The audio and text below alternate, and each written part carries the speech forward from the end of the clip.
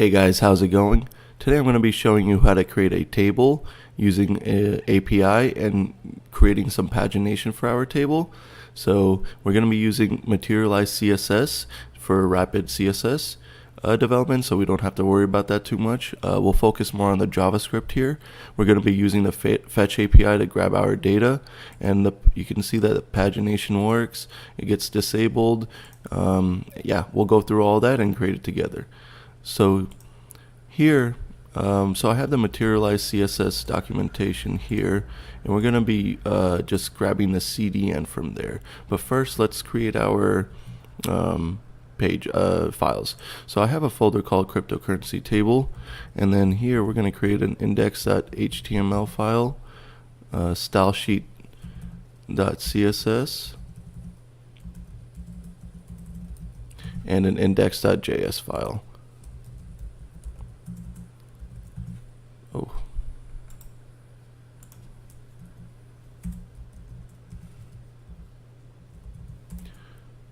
Okay, so now we're going to grab the CDN from Materialized CSS website, and let's auto-generate some HTML, and let's do this. Let's call it cryptocurrency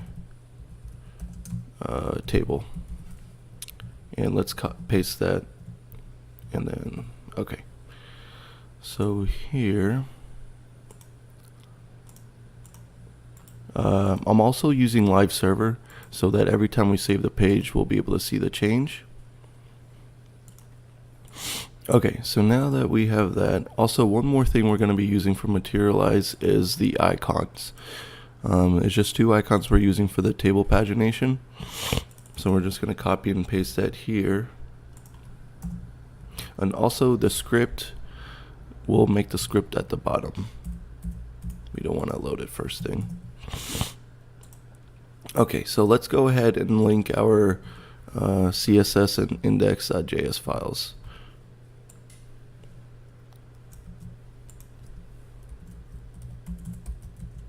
So here we'll have rel style sheet with an href to our CSS file, and then we'll have a script down here that will be linked to our index.js. Okay, so here in our body, so we're going to give this a class of light blue with a darken of 1. Okay. So I'm just grabbing these class names directly from the Materialized CSS page, and then we're going to have a main, and in the main we'll have a section, and then let's put a h2, and let's give this sorry, actually before doing that, I'm trying to follow HTML semantics here, so let's give this a header with an h2. Let's name this cryptocurrency table. Okay, in the section, let's call this just table. Okay, so let's create the table now. Let's get the head. Okay, so let me show you the website that we're going to be using, coinlore.com, and let me just. Okay, so here we're going to go to Tools, Data API, and Coins, and this will be our API URL, and then we'll get all of this data back in JSON format. So the only thing we care about is the name, symbol, rank, price, and the price change for 24 hours. Really, we could grab anything you guys wanted to present, but that's just what we're going to use for this demo. So in the head, we're going to give this th, sorry, and then we're going to give this a name, and then I'm going to just copy and paste this.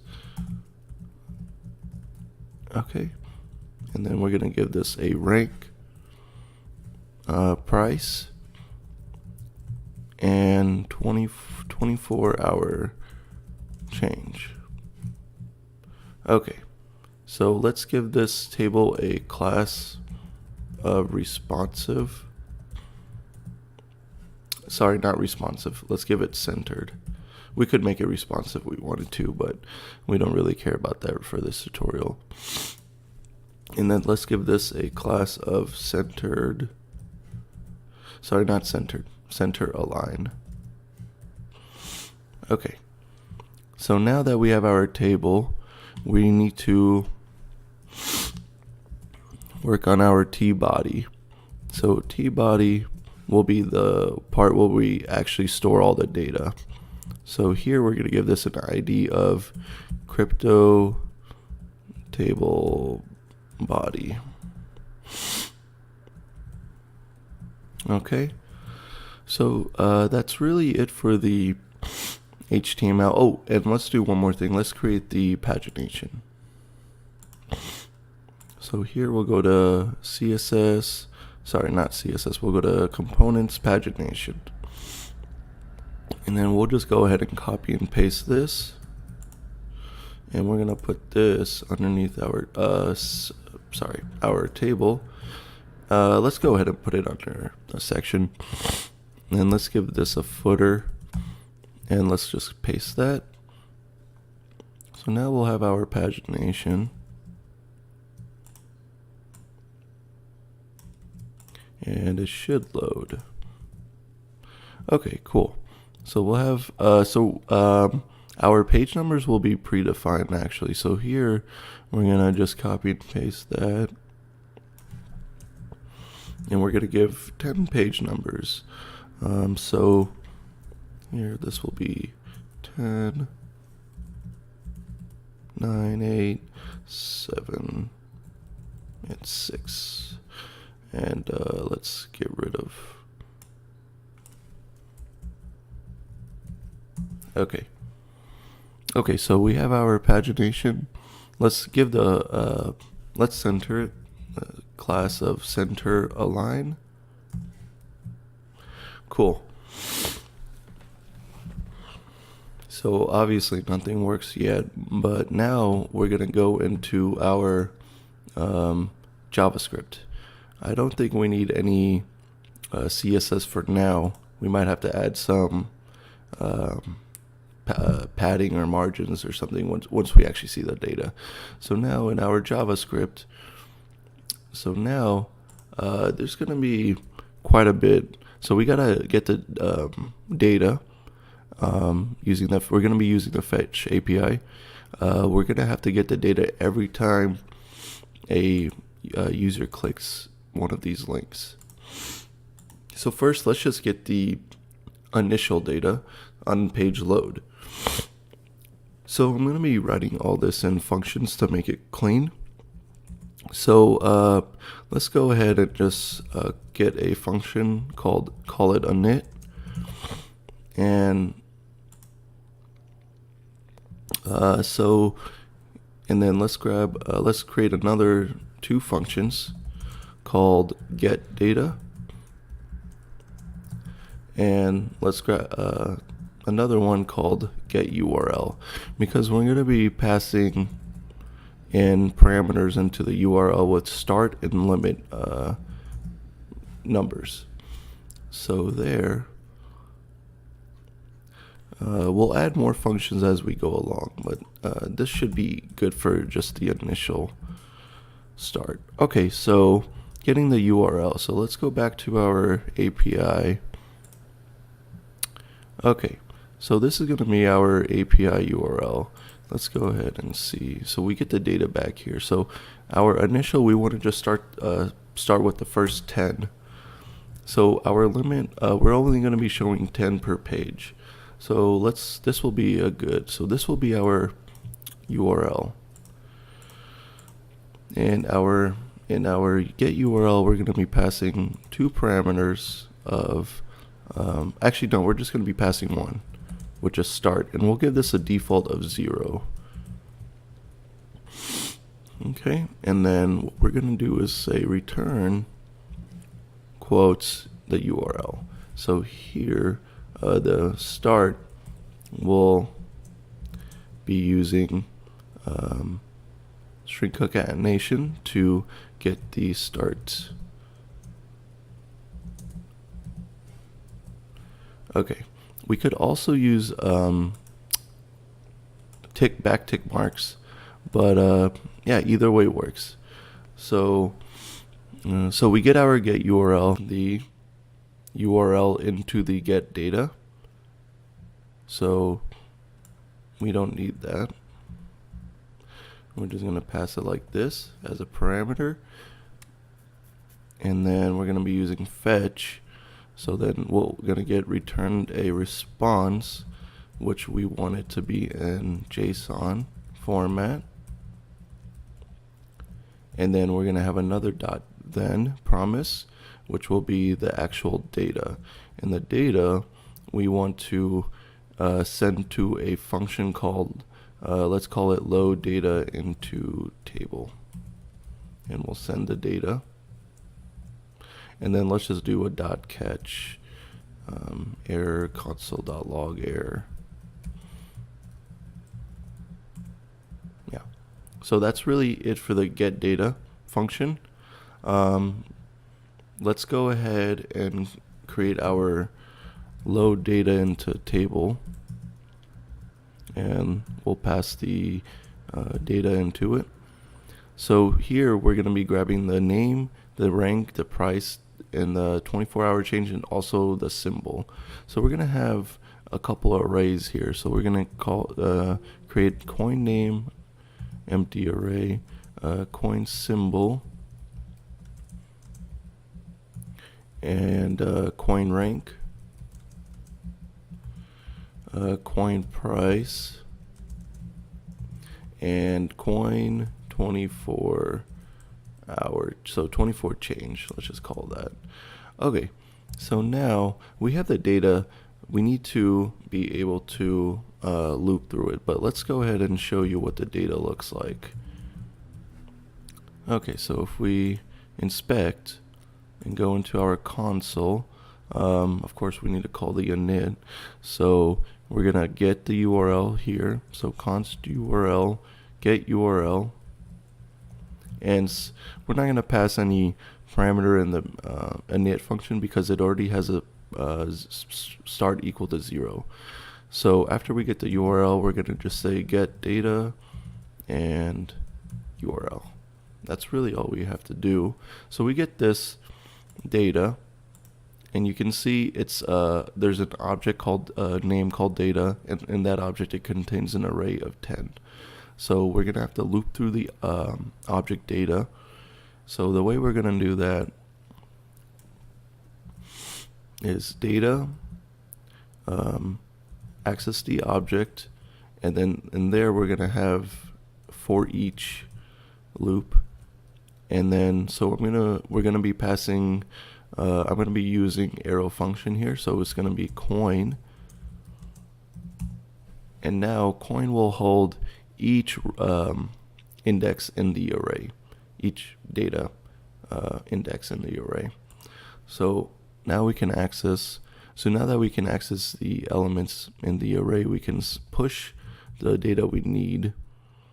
So coin.push coin, and then we're gonna give that a name of .name, which is right here. And we'll do the same for the others. So coin symbol dot push coin dot let's see, where is it? Symbol, coin dot symbol. And then coin rank dot push, and it's going to be coin dot rank. Coin price dot push coin price, coin dot price USD. Coin 24-hour change dot push, and that's going to be percent change, so coin dot percent change 24h. Okay, so we have our data here. So now that we have our data, we want to be able to load the data into our table. So now we're going to need to grab the table by the ID of the body, So we created an ID here called tBody. So we don't actually want to grab the table itself, but we want to grab the body so that we can insert the HTML in there. So we're going to say table body is equal to document.get element by ID, and we're going to give it the name of crypto table body. Okay, so now let's create another variable called HTML, which will be what we insert into that tBody. So we're going to loop through our arrays that we created above, coin name, and then we'll create the HTML for it. So let I equal to 0. I is less than coin name dot length I plus plus. So here we're gonna do HTML plus equal, and then we're gonna start a table tr, which is table row, and we're gonna end with the ending tag. Okay, so in between we're gonna insert the data. So we're gonna do HTML. So it's gonna be table data, and let's put the closing one as well. Actually, so let's do it like this. Yeah. Okay. So in between here we'll have coin name of I. We're gonna access every element in the array, coin name, and then we're gonna also put in parentheses the coin symbol. So it's gonna be like, let's see, do I have it?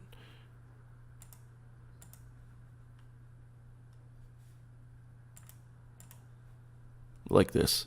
So we're gonna have Bitcoin parentheses BTC. So I can close out of this. Okay, so we're gonna have, okay, so we're gonna do open parenthesis plus coin symbol I plus close parentheses. Okay, so the next piece of data we'll be inserting will be the coin rank. So same thing.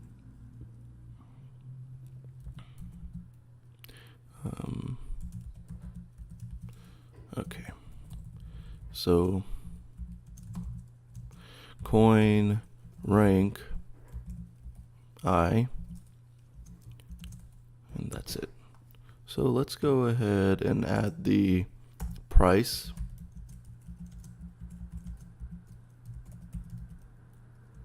And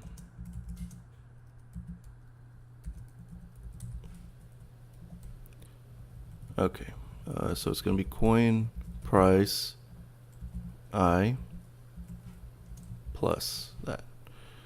And then let's just copy and paste the last one. So here we're going to just have coin 24 change.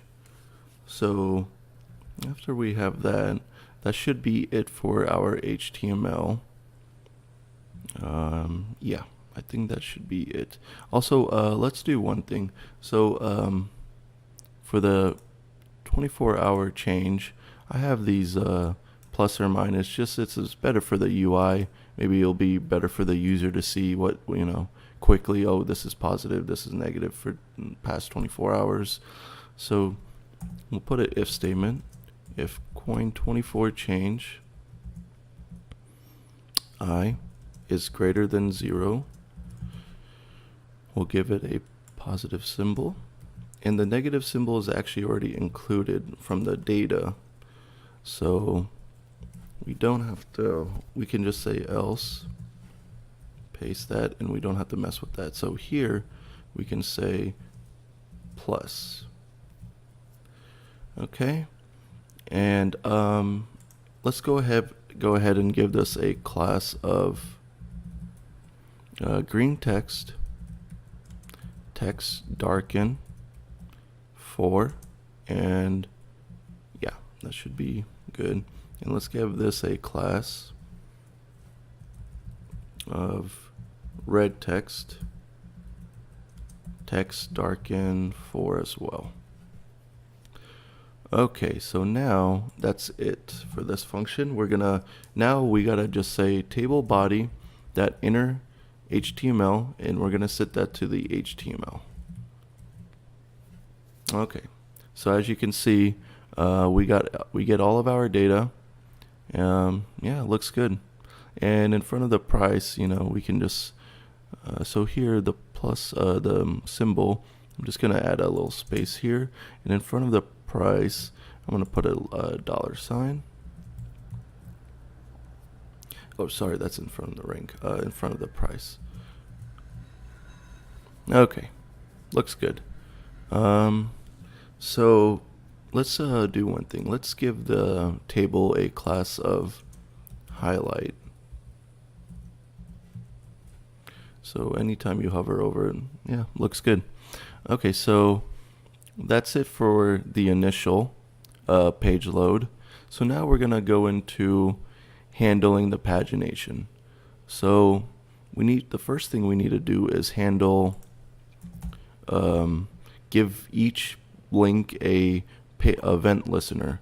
So here I'm gonna just in my comments say handle pagination. So so what we need to do is grab all of these links. So see, all these links are A tags. So in the so we want to grab all the A tags in the page. So the way we can do that is document that query selector. And then, so if there were other A tags, you would obviously give each one of those like a class or something to grab it. But since we don't have any other A tags, we can just call it by A tag. So query selector, we're going to grab all of them, A, and we're going to store that in a variable called page links. Okay, so now we're going to loop through each of those A tags in a for each, and using arrow function, I'm going to give this a name of element. Okay, so in each element, we're going to add a event listener of click. And then we're going to have a callback function where we handle the pagination here now. So there's a couple things that we're going to need to. So we're going to need to know the active page number, because when like say for instance 2 is clicked, we're going to need to remove this active class here, and we're going to need to add it to the 2. And then other edge cases that we need to worry about is, say 1 or 10 is selected, we need to disable either the left arrow or right arrow respectively. And then another edge case is if a user clicks on 10 or 1, we need to disable the arrows respectively. So let's go ahead and another edge case also is if say 1 is selected and the user clicks on 1, nothing should happen. So let's go ahead and handle that. So let's handle the edge cases first. So what we want to do is we want to create a couple variables here. So we want to get the active page number, and we want to get the clicked link, and then we want to get the next page, and we want to grab the left arrow and the right arrow, and also we're going to generate new URLs for each page clicked, because the start variable will be different for each one. Okay, so The first thing we want to do is handle the arrows. So we want to grab the arrows using document dot query selector, and let's go ahead and add some class to it, because here, yeah, there's only material icons. So here we want to add a class of arrow left and a class of arrow right. And also we'll have to also toggle the disable class appropriately as well. So document that query selector left arrow, and then let's grab the right arrow as well. Document that query selector right arrow. And then we also need to grab the active link, because that's something we'll be changing each time a different page link is clicked. So active link is equal to document.query selector, and then we're going to get the class name by active. Okay, so first what we want to do is get the active page number. So I'll write it down in the comments for you guys to follow. Active page number. And so the way we can do that active page number is we're gonna just so once a user clicks on like a different page link, we have this active link here. So inside, so what we'll get here is we'll get the A tag. So we're gonna need to get the inner text. So the way we can just do that is also it's gonna be a format string. So we want to use parse int, and then we're gonna say active link dot inner text. Okay, so now the first edge case we want to handle is if the left arrow and right arrow is clicked and the active page number is either 1 or 10, then we want to just hit return, because we don't actually want to do anything. Okay, so now in the if statement we're going to have two statements, and we're going to OR them. So the first one is going to be this dot inner text is equal to chevron left. So whenever a user will click on this, on the left arrow, what we'll get is the inner text of, so we'll have this, but we'll get the inner text of chevron left, and then in there, so if it's equal to that and the active page number is equal to 1, then we'll return. And the same thing for the right arrow. So if this dot inner text is equal to chevron right and active page number is equal to 10, then all we're gonna do here, let's see, yeah, it's just hit return. Excuse me. So nothing will actually happen. We can't see it yet, but we'll get there eventually. So that's it for that edge case. So after, say a user clicks on the next button, or right or left, or a different link, we want to update the active class. So we want to, so let's type in the comment, update active. So we're going to grab the active link, and we're going to do dot class list, and we're going to set it equal to waves effect. So that's what each non-active link has. And then we're going to go ahead and remove the class of active. So we can do that by class list dot remove, give it in the name of the class. Okay, so yeah, so it removes it, but we need to now actually give the new one the new active link the class of active. So let's go ahead and handle that. So there's going to be three types of cases. Actually, before we go into the adding the active class, there's going to be three types of cases. A user can click on a page link, a user can click on the right arrow, and a user can click on the left arrow. So here, let's up here, let's create some functions. Function handle number click, and then function handle left arrow click, and the same thing with right arrow click. This will make it clean, and we'll be able to see what each function does clearly, instead of having it all in the if statements.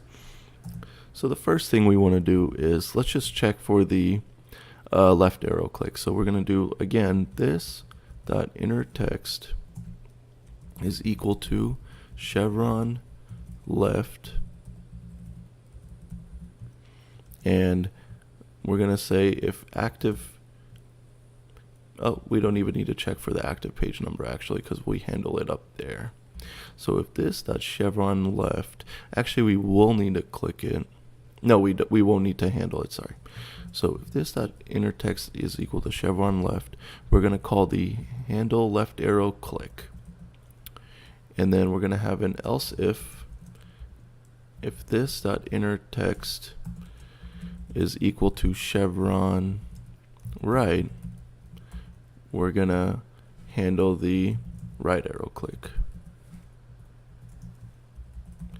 And then else is just meaning a user just clicks on the actual page links. And then we're going to do handle number click. Okay, so let's actually skip the chevron left and right for now, and let's handle the number click. So in the number click, we're going to want to pass, so we're going to want to check if it's a 1 and a 10, then we're going to want to disable the left and right arrow. And actually, let's go ahead and add a couple more functions here, because we're going to want to, instead of writing out the code each time for disabling and enabling, we're just going to put in a function. So disable left arrow,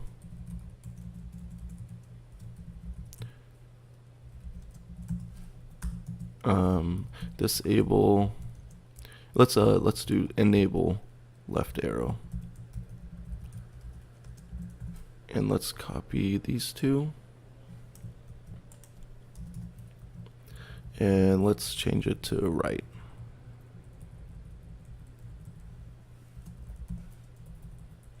Okay, so that's all the functions we need.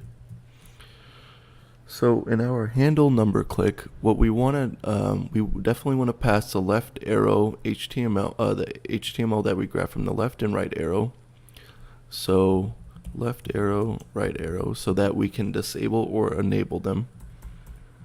And also we want to pass this. So whatever, this will contain whatever the active link is. So now what we want to do is we're going to go into, we're going to write the function now, handle number click. So in here, let's give the name. So here we'll call this clicked link. That's what this will be. And then we'll have left arrow and right arrow. So in here we want to, now we want to, on the clicked link, oh, I spelled this wrong. On the click link, we want to update the active class. So we the active link will already be removed of the class active, but the clicked link will update it here and add it here. So we'll do clicked link dot parent element, because we want to add it to the li element. So we want tag. So instead, not the a tag, but we want to add it to the li tag. So a is a child of li. So we'll do dot parent element dot class list, and we'll give it the class name of active. And then we need to grab the clicked link, the number itself. So the way to get that is clicked link page number, and we're going to be creating a variable, and we're going to set it equal to parse int and clicked link dot inner text. So now we have the page number. So we're going to now get the URL and update the data. So get URL. So here we need start. So start was initial as 0, but we want the next 10 elements. So we want from 11 to 20. So the way we can get that is we can do clicked link page number times 10, and then so let's say a user clicks on 2, so it'll be 20, but we want it to actually start from 10 on, so it'll be minus 10. So the way the start in the API is always going to be from 0, 10, 20, 30, etc. So this will be 0, this will start from 10 to 20, then 20 to 30, 30 to 40, etc. So that's the way we can get the URL. And then we want to get the get data, pass in the URL, and then now what we want to do, so now it'll update the data, because get data will call the load data into table. But now what we have to do is check to disable or enable the left or right arrow. Because if it's on 1 and the user clicks on 2, we want to enable the left arrow. Or if a user clicks on 10, we want to enable this and then disable this. So there's a couple of cases that we need to handle. So we're going to use this switch statement. Clicked, and we're going to switch between the page number. So we're going to have 2 cases and a default case. So we're going to give a case of 1 and a case of 10. And then a default case will just be every other number.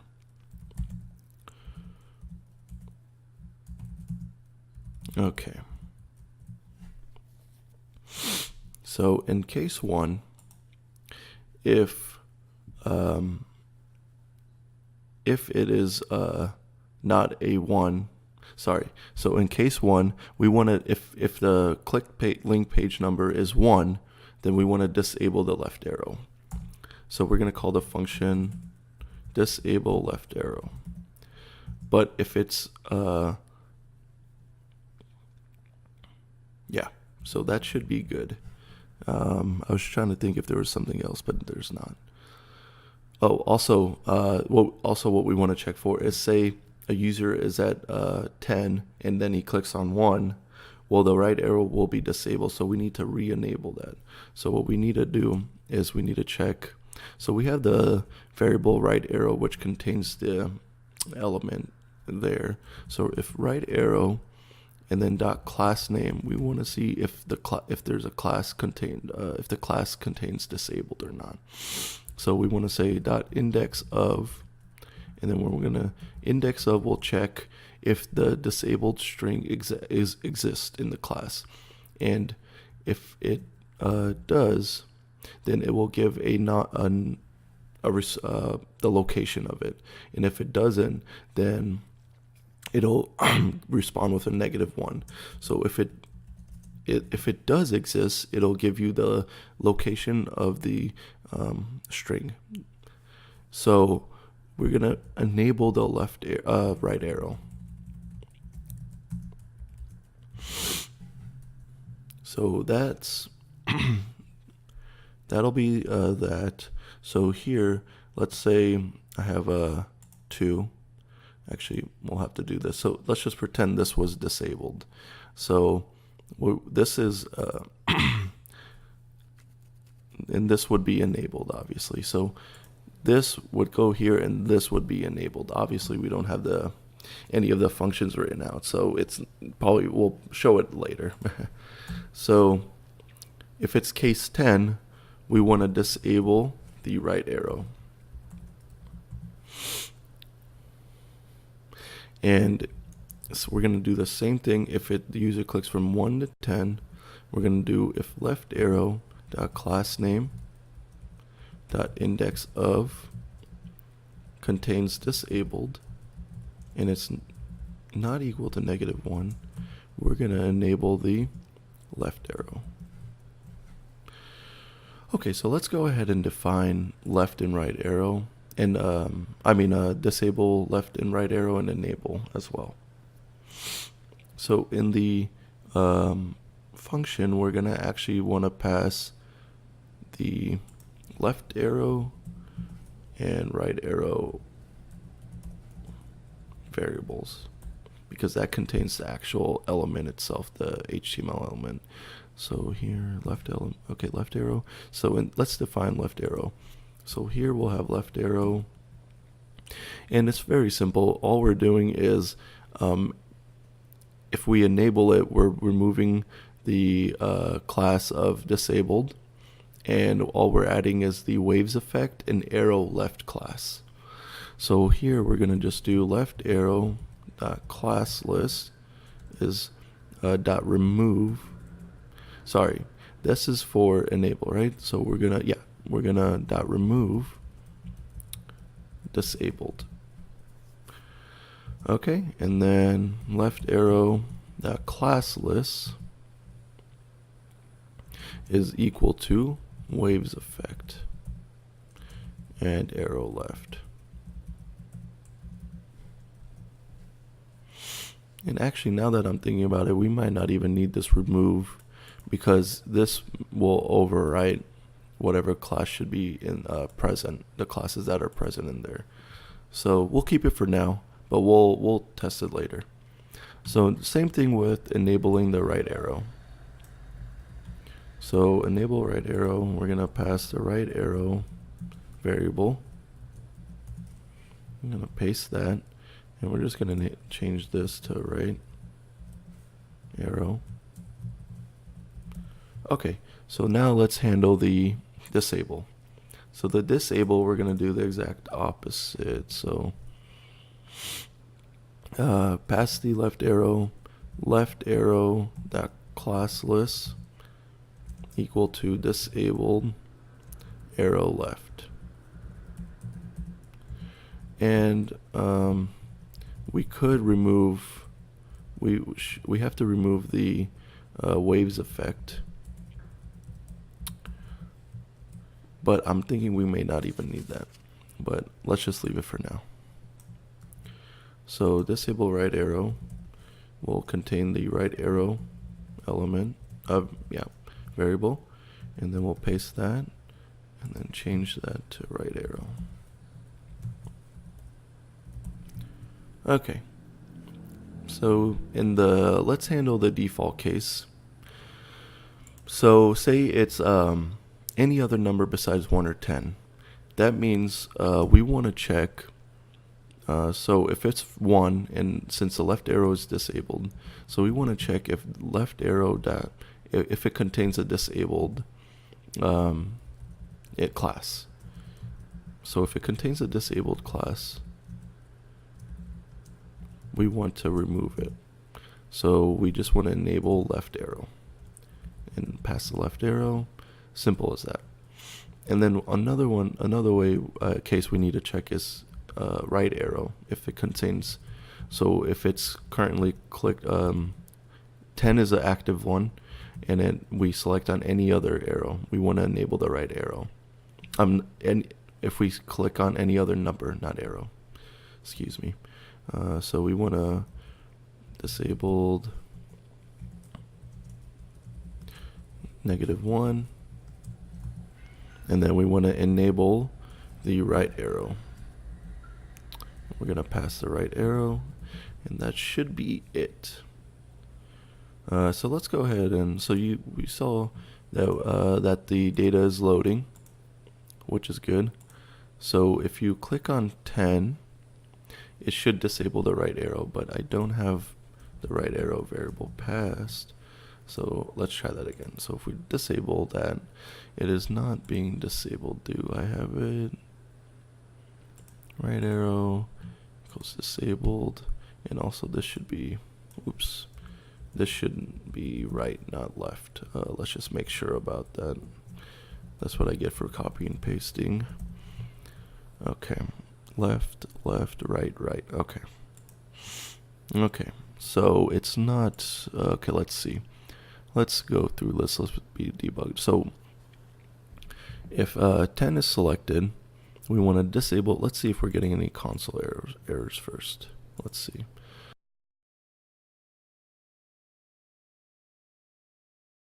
So I had named the class arrow right and arrow left. So that's why we were getting a null. So sorry about that. So arrow left and arrow right. Okay. So now if we click on 10, the right arrow will be disabled. If we click on 1, the right arrow will be enabled and the left arrow will be disabled. And so now we would need to check the other case. So left arrow should be enabled. Let me just see if there's another error here. Yep. So another mistake, not class list, but class name. So class name will return the name of the classes, which will return a string of the classes that are included. So now, let me just make sure. Yeah, okay. So 10, 1, and now if any other number is selected, then we have active left and right arrows. Okay, sorry about that. Let's resume. So now we're going to handle the left arrow click. So in the left arrow click, we're going to want to pass the left arrow, the right arrow, and the active page number. So the active page number, we're going to need that so that we can go to the previous number. So we're going to do left arrow, right arrow. This is for, say you click on the right arrow, left arrow, and you're on 10. If you click on the left arrow, then you want to enable the right arrow. And if you're on 1, if you're on 2 and then you click left and you get to 1, then you want to disable the left arrow. So let's define the left arrow click function. So here, first thing we want to do is check for getting the previous page. So let's write in the comment, move to previous page. So to get the previous page, what we're going to have to do is grab all the li tags, and then we're going to have to index into that array, because query selector all returns an array of all the elements. So you can see that, so let's pass in the parameters, active page number, left arrow, right arrow, and let's create this variable previous page, and we'll set that equal to document.querySelector all li, and then here we want to access the previous. So the way we can do that is, since we have the current index of active page number, so that would give us the current one, which would be 2. But if we minus that by 1, we'll get the one before that, which will be 1. Okay, perfect. So now we want to set the previous page to active. So previous page dot class list is equal to active. And we want to, now we can grab the URL. So URL is going to be get URL active page number times 10 minus 10. Okay, so get data URL. So that should update the data in the table. And now we want to check for our edge cases. So we'll do another switch statement, active page number, and we don't want to check the active one, we want to check the previous one.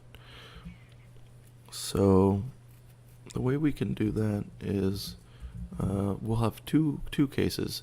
So for the left arrow, we want to check if the case is 1, and then we'll have a default case. Okay.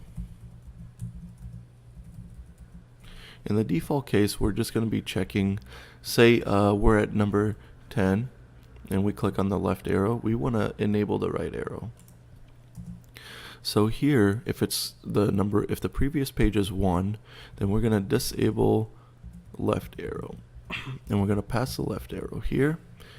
And then here we want to check, okay, well if it's currently 1, so I mean if it's 10, and say the right arrow is disabled, so what we want to do is we want to check every time if right arrow dot class name dot index of holds disabled class, we want to enable the right arrow.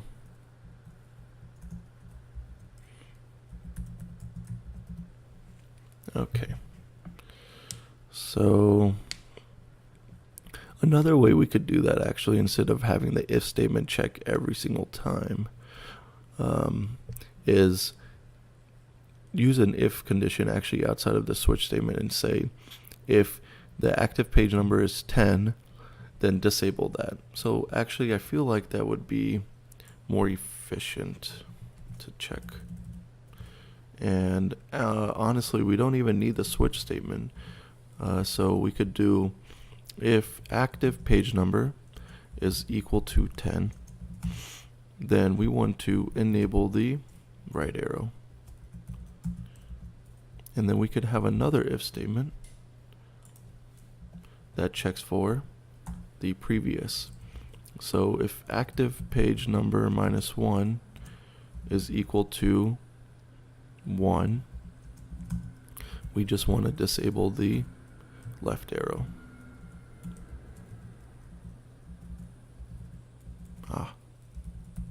Okay. Okay, cool. So let's try it. So 10 will be disabled. Okay, so right arrow is enabled, and then let's say we are on 2 and we click the left. Okay, left one is disabled, and see if we click it, nothing happens. Perfect. So the last one we have left is just the right arrow. So it will be handled, sorry about that, it will be handled about the same way. So we'll pass the active page number, left arrow, right arrow, and okay, so let's see, handle right arrow right here. So instead of the previous page though, we're going to want to go to the next page.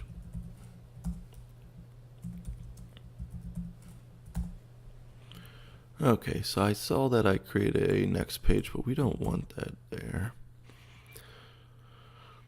Okay, so handle right click, right arrow click. So okay, so the first thing we want to do is move to the next page. Move to next page. So we'll create a variable called next page equal to document.query selector all. Grab the li tag, and then we're going to do active page number plus 1.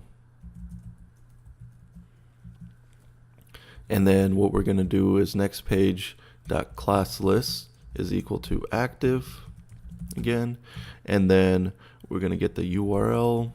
So let's go ahead and just copy it from this function above, and that should be right. Active page number. So actually I think, so I made a mistake here. We don't want to grab the active page. We want to grab the active page -1. So we want to grab the previous page.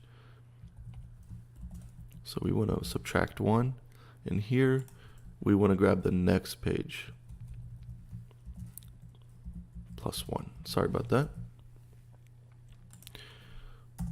Okay.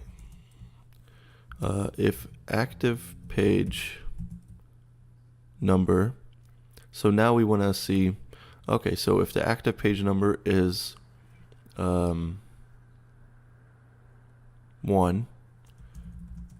then what we want to do is enable left arrow. And if active page +1 is equal to 10, we're going to want to disable the right arrow. Okay, so let's go ahead and test all this. So let's make sure we're getting all the correct data for each page link. And it seems that we are. Okay, so the right arrow got disabled. Okay, so let's check the left arrow. Awesome. Okay, and the left arrow got disabled. And then lastly, the right arrow. Okay. So yeah, guys, that's it. So we created a table using an API. We used the fetch API call, and then we created pagination, and now we have a fully working table. Awesome. Thank you for watching, and stay tuned for more tutorials. Thank you. Bye-bye.